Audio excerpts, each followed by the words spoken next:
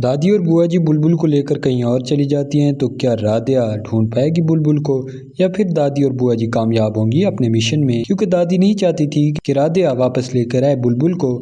उसे मालूम था कि जब राधिया खाली हाथ आएगी और बुलबुल उसके साथ नहीं होगी तो जब घर पर सारे होंगे तो वो जरूर राधिया को घर से निकाल देंगे कि तुमसे छोटी सी बच्ची की जिम्मेदारी नहीं संभालेगी। अगर बुलबुल को कुछ हो जाता तो हम लोग क्या करते। राधिया जब जाएगी स्कूल तो वहां पर बुलबुल नहीं होगी, क्योंकि बुलबुल को लेकर कोई जा चुका था। वॉचमैन कहते वो तो जा चुकी है और आप काफी लेट आए। राधिया कहती है लेकिन मैं तो वक्त पर निकली थी और अभी आप मुझे बता रहे हैं कि टाइम लेट हो गया है। वो वॉचमैन कहता है आप टाइम देख लें, अब काफी लेट हो गई हैं, अभी वो जा चुकी हैं और उनको शायद उनके घर वाले लेकर गए हैं। राधिया घर पर कॉल करती है दादी को। दादी कहती है नहीं मेरे साथ तो बुलबुल नहीं है। राधिया परेशान होती है और बाकी घर वालों को कॉल करती है लेकिन कोई भी नहीं बता रहा होता। इतने में सारे घर में हंगामा सा हो जाता है। सारे घर वाले आ जाते हैं, बुलबुल को ढूंढना शुरू कर देते हैं। बुलबुल जब कहीं नहीं मिलती तो बाबूजी कहते हैं एकता कहाँ है। एकता के बारे में जब बताया जाता है कि राधिया ने ये कहकर उसे भेज दिया है कि वो बुलबुल का ख्याल रखेगी और दादी ने सिर्फ इस वजह से इजाजत दी है क्योंकि राधिया ने उसकी जिम्मेदारी लेने का वादा किया था। बाबूजी कहते हैं तो राधिया जब तुमने कहा था कि तुम बुलबुल का ख्याल रखोगी तो तुमने क्या ख्याल रखा है। बुलबुल को लेकर क्यों नहीं है तुम्हें पता था ना उसके स्कूल का टाइम 1 बजे है।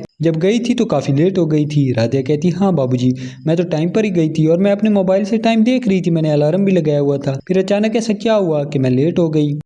उधर दादी इतनी देर में बुलबुल को लेकर वापस आ जाएगी। जैसे ही दादी घर पहुंचती है राधिया घर पर पहले मौजूद होती है। दादी कहती है मैंने तुम्हें कहा था ना तुमसे नहीं संभाली जाएगी और मैंने तुम्हें यह भी कहा था कि तुम एकता को नहीं जाने दो, लेकिन तुम्हें तो बड़ा बनने का शौक है ना। तुमने कहा था कि तुम बुलबुल को संभाल लोगी और बुलबुल को खुद लेने जाओगी, लेकिन तुम कितना लेट हो गई थी, तुमने देखा नहीं है। अगर बुलबुल को कोई और ले जाता तो इसका क्या होता। बुलबुल परेशान होती है क्योंकि दादी ने उसे रास्ते में इतना डरा दिया था कि अगर तुम्हें कोई और किडनैप करके ले जाता तो तुम्हारे साथ कुछ भी हो सकता था।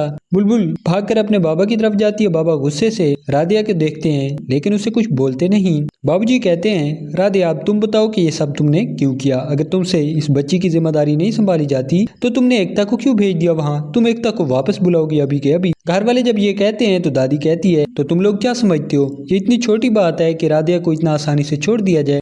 इस सब की सजा मिलेगी राधिया को और राधिया को अब इस घर में रहने की कोई इजाजत नहीं है। अब वो मजीद इस घर में नहीं रह सकती। ये बार बार गलतियां कर रही है और हर बार इसे माफ कर दिया जाता है। इस बार भी अगर इसे माफ कर दिया जाए तो तुम जानते हो दोबारा ये कोई बड़ी गलती करेगी और हो सकता है इस बार हम सब किसी बड़ी मुसीबत में फंस जाएं। राधिया कहती है लेकिन दादी जी मैंने ये सब कुछ जानबूझकर नहीं किया। मैं जानती हूँ कि मैं कोशिश करती हूँ सब कुछ अच्छा करने के लिए, लेकिन कुछ ना कुछ बुरा हो ही जाता है। इतने में एकता वापस आ जाती है। एकता को जब सारी कहानी मालूम होती है तो एकता ये भी जान जाती है कि ये सब कुछ दादी ने और बुआ जी ने मिलकर किया है। एकता राधिया को साइड पर बुलाती है और उसे कहती है मैं जानती हूँ ये सब क्यों किया है और दादी ने मुझे जाने की इजाजत दी थी। मैं ये भी जानती थी कि जरूर कोई ना कोई ये चाल चलेगी। हाँ तुम मुझे माफ कर दो, ये सब कुछ तुम्हें मेरी वजह से बर्दाश्त करना पड़ा है ना। राधिया कहती है नहीं भाभी ये आपकी वजह से नहीं, ये तो मेरी जिम्मेदारी थी और शायद मैं सुस्ती कर गई थी। मुझे वक्त पर जाना चाहिए था ना बुलबुल को लेने। अगर मैं चली जाती तो दादी कभी भी मुझे बातें ना सुनाती। एकता कहती है लेकिन वो तो कह रहे हैं कि तुम्हें घर से निकाल दें। अगर तुम्हें घर से निकाल दिया तो राधिया कहती है अगर मुझे घर से निकाल देंगे तो भी कोई मसला नहीं है, जबरदस्ती इस घर में नहीं रहना चाहती। आपने देखा है ना बार बार ये लोग मुझे घर से निकालना चाहते हैं और जब तक अब प्रीतम जी के दिल में मेरे लिए जगह नहीं बन जाती मैं इस घर में वापस नहीं आऊंगी।